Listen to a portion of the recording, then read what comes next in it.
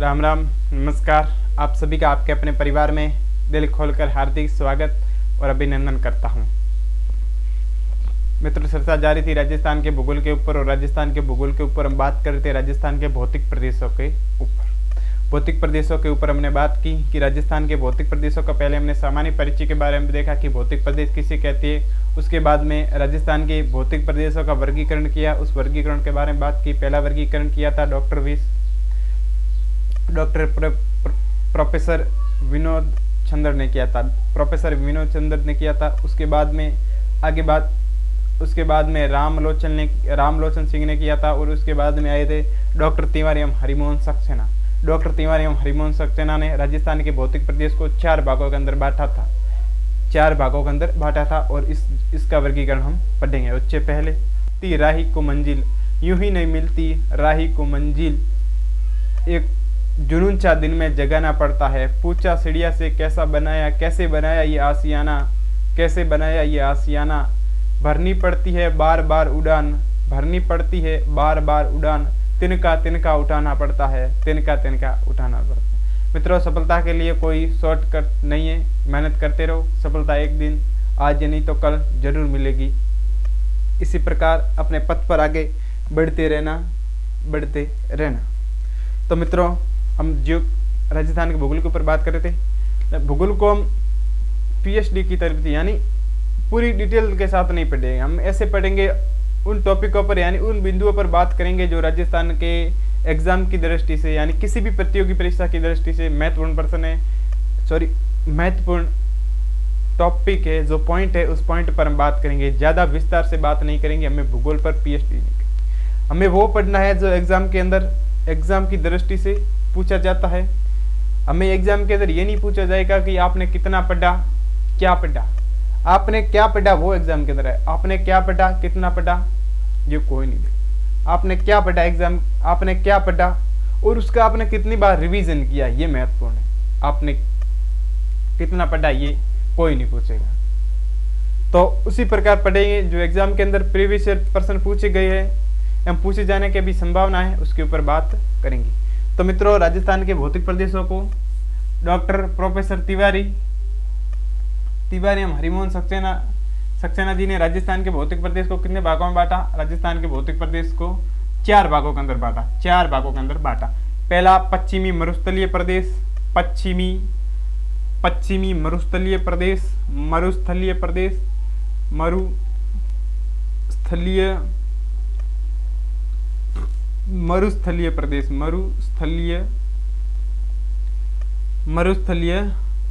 उसके बाद में दूसरे नंबर पर आता है अरावली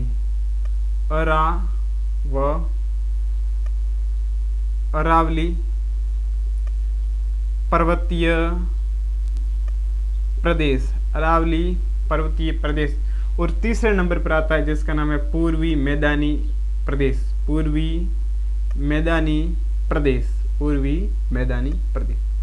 चौथे नंबर पर आता है दक्षिणी पूर्वी पठारी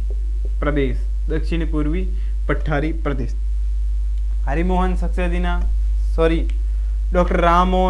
डॉक्टर तिवारी एवं हरिमोहन सक्सेना जी ने राजस्थान के भौतिक प्रदेश को 4 भागों के अंदर बांटा, जिसके अंदर पहला है पश्चिमी मरुस्थलीय प्रदेश, दूसरा है अरावली पर्वतीय प्रदेश, तीसरा है पूर्वी मैदानी भाग, और चौथा है दक्षिण पूर्वी पठारी प्रदेश। मित्रों, देखिए राजस्थान का पहले बात करें कि राजस्थान के अंदर इसका क्षेत्रफल कितना है। क्षेत्रफल की दृष्टि से सबसे बड़ा प्रदेश कौन सा है, सबसे छोटा प्रदेश कौन सा है, एवं जनसंख्या की दृष्टि से सबसे बड़ा प्रदेश कौन है, सबसे छोटा प्रदेश कौन सा है। तो पहले देखें हम क्षेत्रफल की दृष्टि से, तो राजस्थान का क्षेत्रफल की दृष्टि से सबसे बड़ा प्रदेश है जिसका नाम है पश्चिमी मरुस्थलीय प्रदेश। तो राजस्थान के कुल क्षेत्रफल का 61.11% है। उसके बाद अरावली राजस्थान के कुल क्षेत्रफल की 9.3% है। उसके बाद में पूर्वी मैदानी भाग राजस्थान के कुल क्षेत्रफल का 23.43% है।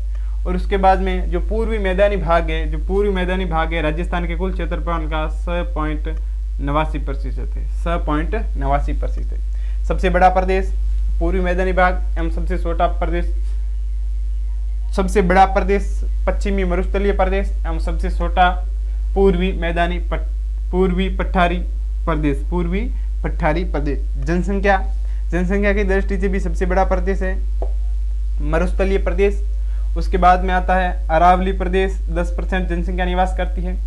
उसके बाद आता है हमारा पूर्वी मैदानी भाग 40%, 39% जनसंख्या निवास करती है। और उसके बाद आता है हमारा पूर्वी मैदानी भाग जहाँ पर जनसंख्या निवास करती है। कितनी जनसंख्या निवास करती है?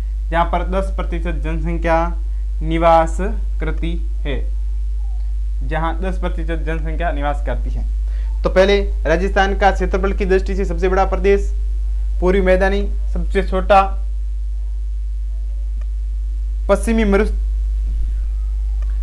राजस्थान में क्षेत्रफल की दृष्टि से सबसे बड़ा प्रदेश पश्चिमी मरुस्थलीय प्रदेश। और सबसे छोटा प्रदेश कौन सा है? सबसे छोटा प्रदेश पूर्वी मैदानी प्रदेश। जनसंख्या की दृष्टि से सबसे बड़ा प्रदेश पश्चिमी मरुस्थलीय है, लेकिन सबसे छोटा कौन है? अरावली है। सबसे छोटा कौन है? अरावली है।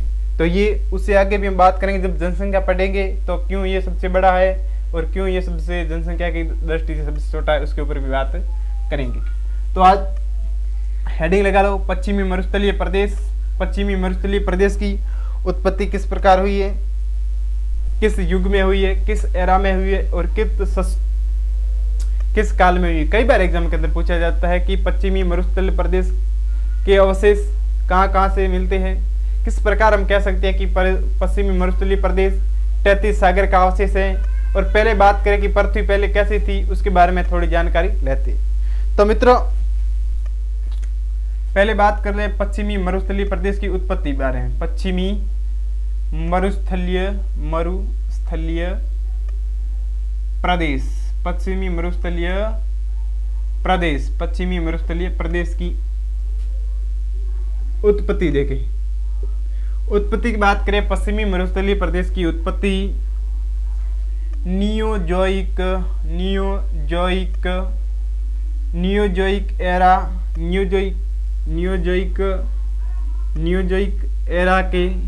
एरा कोई कहते हैं नूतन महाकल्प, नियोजन एरा के नूतन महाकल्प के सत्तूर तक युग में। किस युग में? सत्तूर तक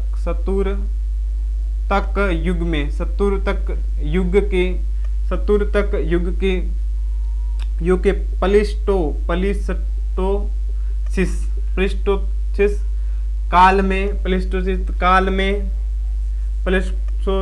काल में 33 सागर से हुई है। 33 सागर से हुई है। किससे हुई है? 33 सागर से हुई है। पश्चिमी मरुस्थलीय प्रदेश की उत्पत्ति के बारे में बात की। नियोजोइक एरा में एक महाकल्प पड़ता है जिसका नाम है नूतन।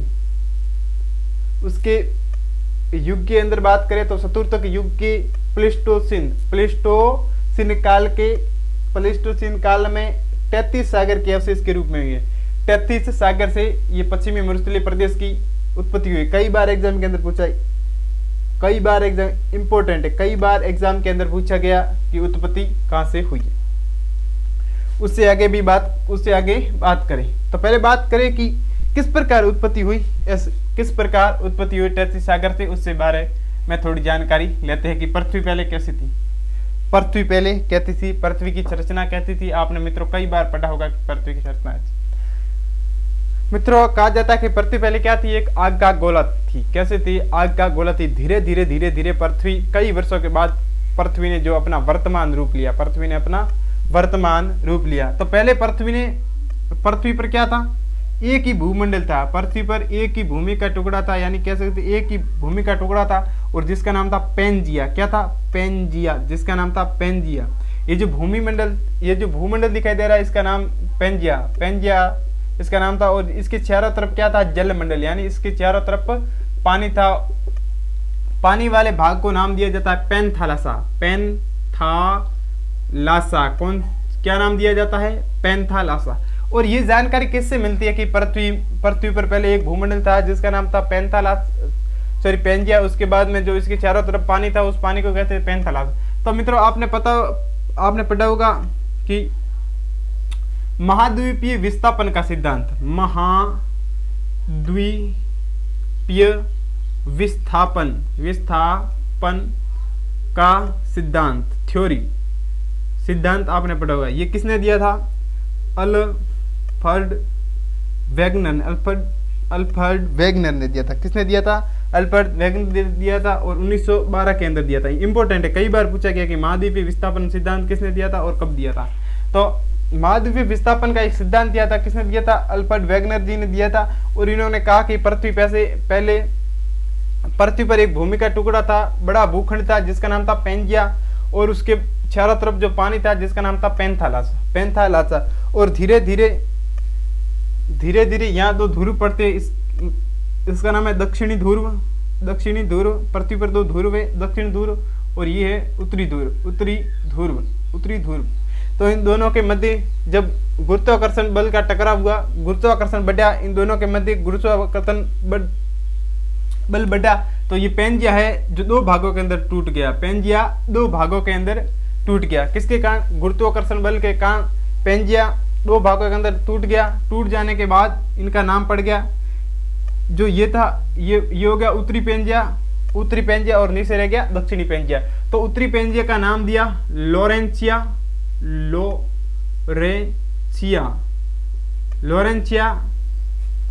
और एक अन्य नाम देखने को मिला अंगारा लैंड। कौन सा नाम है? अंगारा लैंड। और निचला जो दक्षिणी वाला हमारा पेंजिया था, और दक्षिणी वाला पेंजिया का नाम था गोंडवाना लैंड। गोंडवाना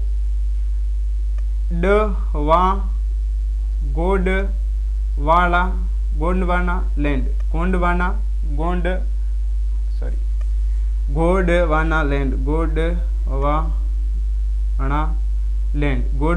लैंड। कौन सा प्रदेश?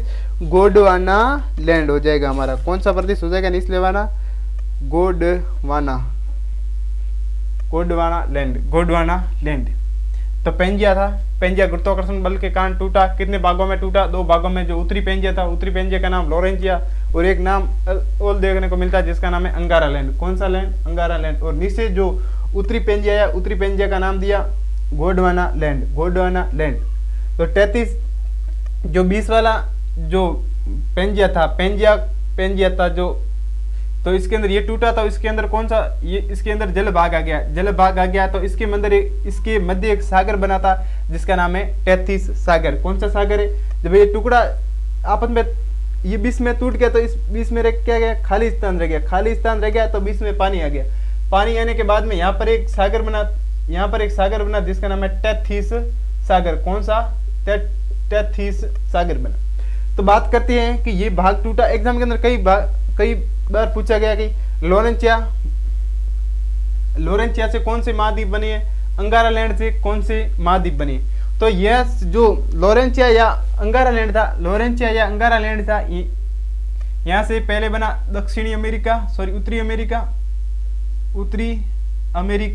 उत्तरी अमेरिका महाद्वीप बना। उसके बाद में यहाँ बना एक बना यूरेशिया मतलब यूरोप प्लस एशिया, इन दोनों से बना। उसके बाद इनसे भी कई टुकड़े हुए, ये भी धीरे टूटा, और इसके टूटने से भी यहाँ पर भौतिक भूखंड बने। पहला कौन सा बना? पहला बना दक्षिणी अमेरिका महाद्वीप बना। उसके बाद बना अफ्रीका, उसके बाद बना अफ्रीका, उसके बाद बना ऑस्ट्रेलिया, उसके बाद बना कौन सा बना?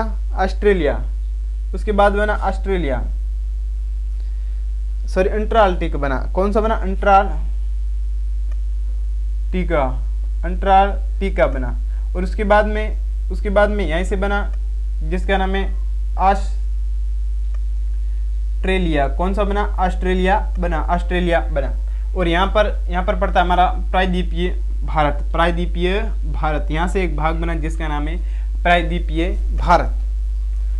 तो लोरेंसिया टूटा, लोरेंसिया से दो महाद्वीप बने, उत्तरी अमेरिका और यूरेशिया मतलब यूरोप प्लस एशिया।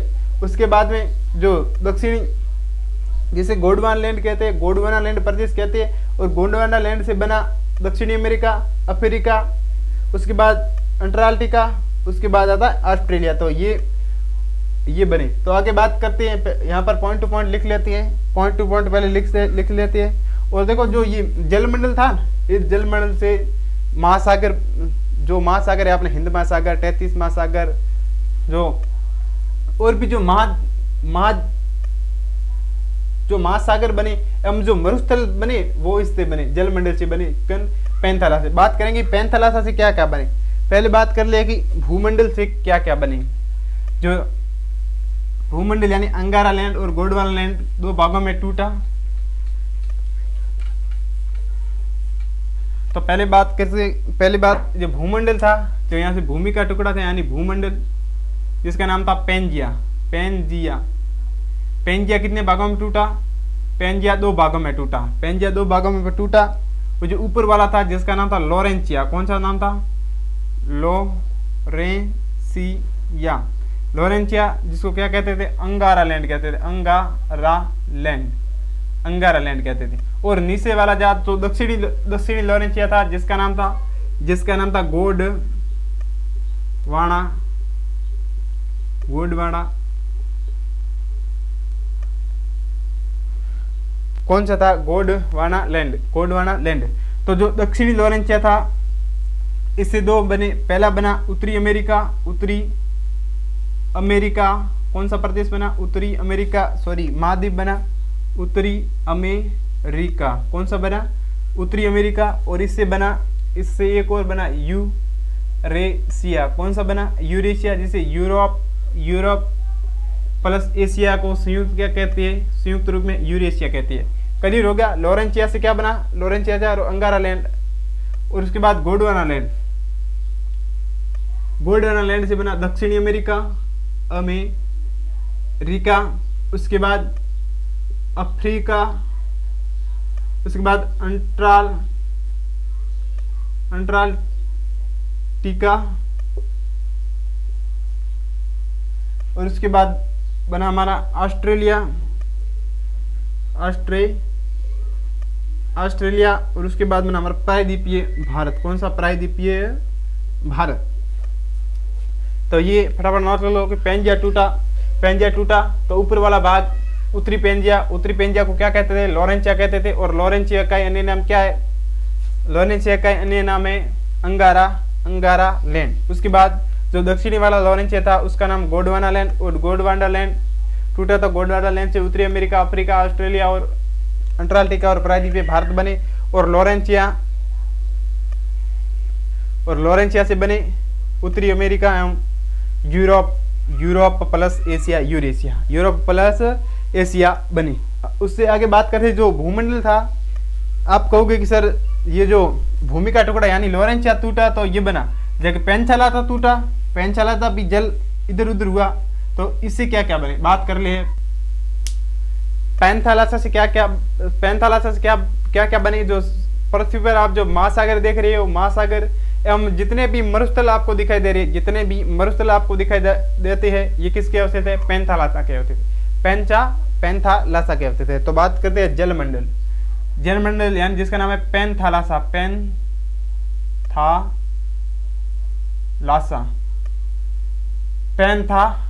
ये क्या था? जलमंडल था। जल वाला जो भाग था, जल वाले भाग से क्या क्या बना पूछा भी जाता है एग्जाम के अंदर। उसके बाद यहाँ से क्या बना? पहले तो महासागर बने। क्या बने? महासागर। और उसके बाद में जो मरुस्थल बने, मरुस्थल बने। महासागर जैसे हिंद महासागर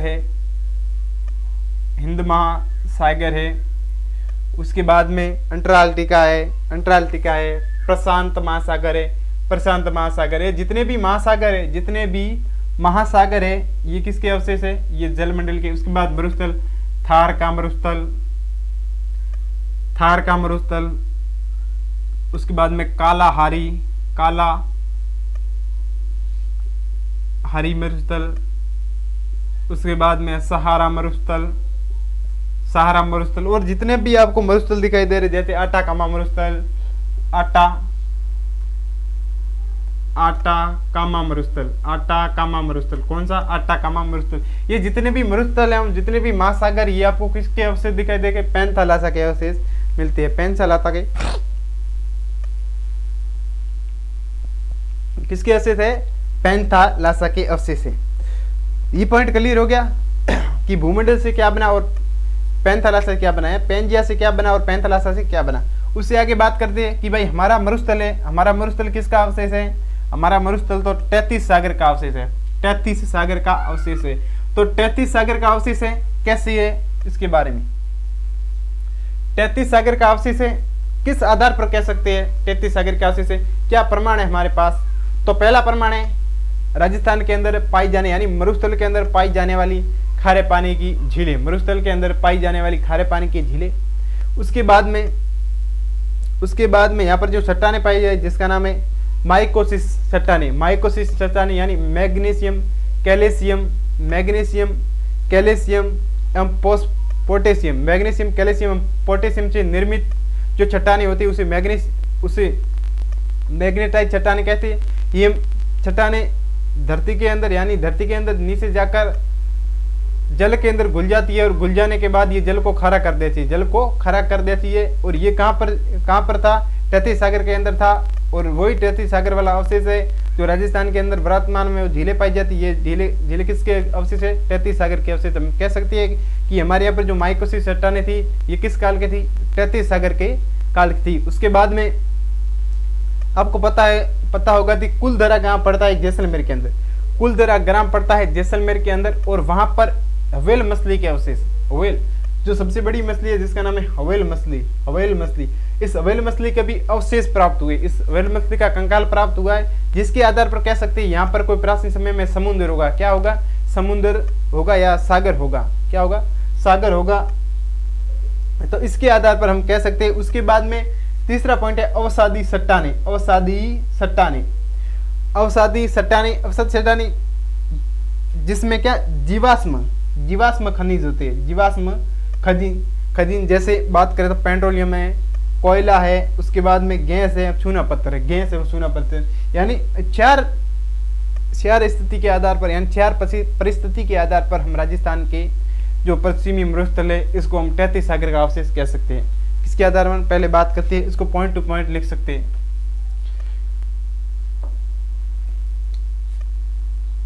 33 सागर अवशेष है। 33 थार का मरुस्थल, पश्चिमी मरुस्थलीय प्रदेश का ही नाम है थार का मरुस्थल। 33 सागर का अवशेष, सागर का अवशेष।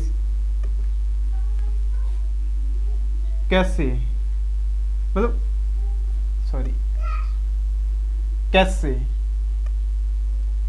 जैसे एग्जाम के अंदर पूछा कि भाई थार का मरुस्थल 33 सागर का अवशेष कैसे है, इसके कारण बताइए, किस कारण ये इसके अवशेष है। तो पहला बात करें राजस्थान के अंदर या खारे पानी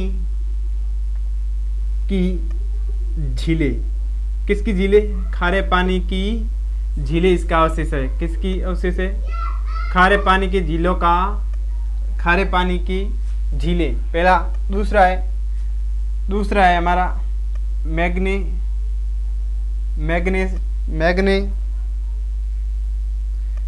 माइकोसिस्ट चट्टानें।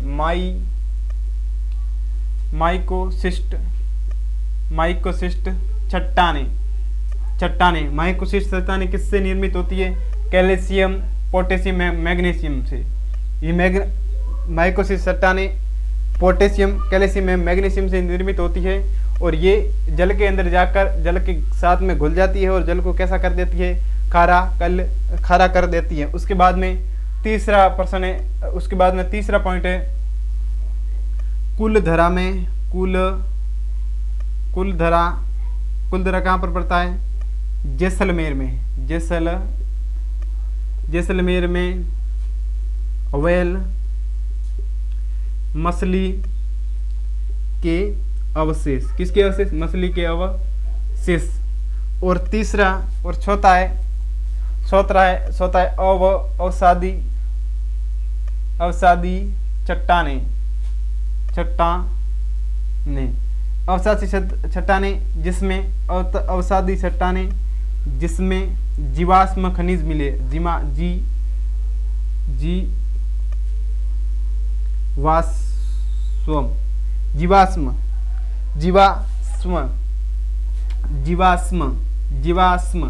जीवाश्म क्या मिले? खनिज मिले। जीवाश्म खनिज के अंदर पेट्रोलियम, उसके बाद चूना पत्थर, उसके बाद प्राकृतिक गैस। बहुत सारे उदाहरण हैं जिसके आधार पर हम कह सकते हैं कि राजस्थान का जो पश्चिमी मरुस्थलीय प्रदेश है, ये प्रदेश किसका अवशेष है? ये 33 सागर का अवशेष है। तो ये पॉइंट क्लियर हो गया, किसके आधार पर कह सकते हैं? ये पॉइंट हमारा क्लियर हो गया। अब थोड़ी और बात कर लेते हैं। अब आगे बात कर लेती है कि ये जो राजस्थान का जो पश्चिमी मरुस्थलीय प्रदेश है, ये किसका भाग है? पश्चिमी मरुस्थलीय प्रदेश किसका भाग है? अवशेष तो हमने देख लिया, लेकिन जो विश्व का सबसे बड़ा मरुस्थल है, आपको पता होगा, सहारा मरुस्थल। और सहारा मरुस्थल भी एक मरुस्थल का भाग है जिसका नाम है ग्रेट पोलियो अंटार्कटिक अफ्रीका मरुस्थल। ये कहाँ पड़ता है? अफ्रीका में एक मरुस्थल पड़ता है। किसका भाग है? थार का मरु, पॉइंट टू पॉइंट लिखिएगा, थार का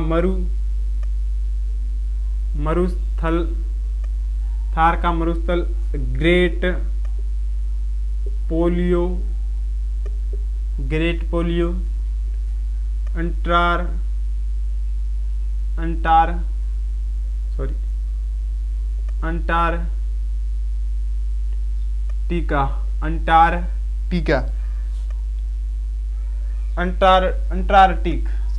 Antarctic great polio Antarctic Africa मरुस्थल का भाग है।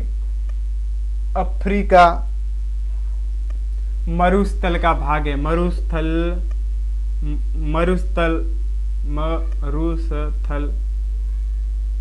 थल का क्या है? मरुस्थल का भाग है। आपने पढ़ा होगा किसका भाग है? दावे के साथ कह सकता हूं कि ये आपने कभी पढ़ा ही नहीं होगा। आपने पढ़ा होगा कि ये किसका अवशेष है? सहारा का। सॉरी, किसका भाग है? सहारा। लेकिन जो विश्व का जो सबसे बड़ा मरुस्थल है, यहाँ देखे यहाँ पर हमारा क्या पड़ा? भारत पड़ता है। ये देखो, मैं बच्चा नहीं बना, भारत पड़ता है। और भारत से आगे जो ये आगे पड़ता है, एशिया में बढ़ता है। तो यहाँ पर देखो अफ्रीका है। अफ्रीका से लेकर भारत तक एक महान मरुस्थल फैला है। अफ्रीका से लेकर भारत तक एक महान मरुस्थल फैला है जिसका नाम है great polio arc Antarctica. Great polio Antarctic. कौन सा? ग्रेट पोलियो अंटार्कटिक है। ये जो कहाँ से? अफ्रीका से लेकर जो इसका जो पूर्वी भाग है, इस पूर्वी भाग को क्या कहते हैं? इसका जो पूर्वी भाग है, जो थार का मरुस्थल है, इसका जो पूर्वी भाग है, वो पूर्वी भाग कौन सा है? थार का मरुस्थल है। थार का मरुस्थल है। 20 में आपको पता है। तो यहाँ पर देख, यहाँ पर पड़ता है अरब पड़ता है। कौन सा पड़ता है? अरब में आपको पता है इस मरुस्थल को क्या कहते हैं? कबीर कहते हैं। क्या कहते हैं? कबीर। पाकिस्तान में इस मरुस्थल को कहते हैं चेलिस्तान। क्या कहते हैं? सेलिस्तान कहते हैं। भारत में इसको क्या कहते हैं? थार का मरुस्थल कहते हैं। और इस पाकिस्तान में जो ग्रेट पोलियो अंटार्कटिक जो अफ्रीका का मरुस्थल है, इस मरुस्थल को क्या कहते हैं? चेलिस्तान कहती है। एवं जो दक्षिणी जो अफ्रीका में जो इसका जो पश्चिमी भाग है, अफ्रीका में जो इसका पश्चिमी भाग है, इस पश्चिमी भाग को क्या कहते हैं? सहारा मरुस्थल कहते हैं। सहारा मरुस्थल कहते हैं। तो इस प्रकार है ये राजस्थान का जो थार का जो मरुस्थल है, ये थार का मरुस्थल ग्रेट पोलियो आर्कटिक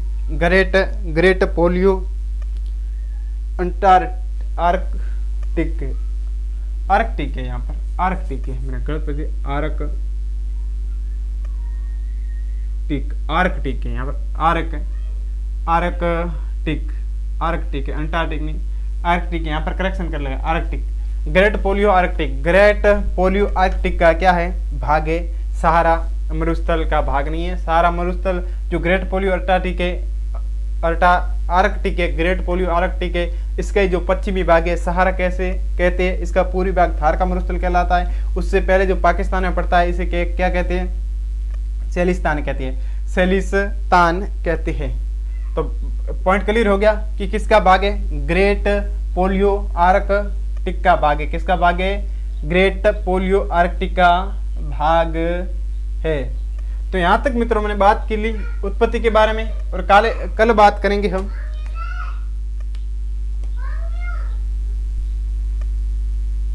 यहां तक मित्र बात कर ली आज उत्पत्ति के बारे में, किस प्रकार मरुस्थल की उत्पत्ति हुई इसके ऊपर बात की, और आगे बात करेंगे मरुस्थल की विशेषता एवं विस्तार राजस्थान में कितना है।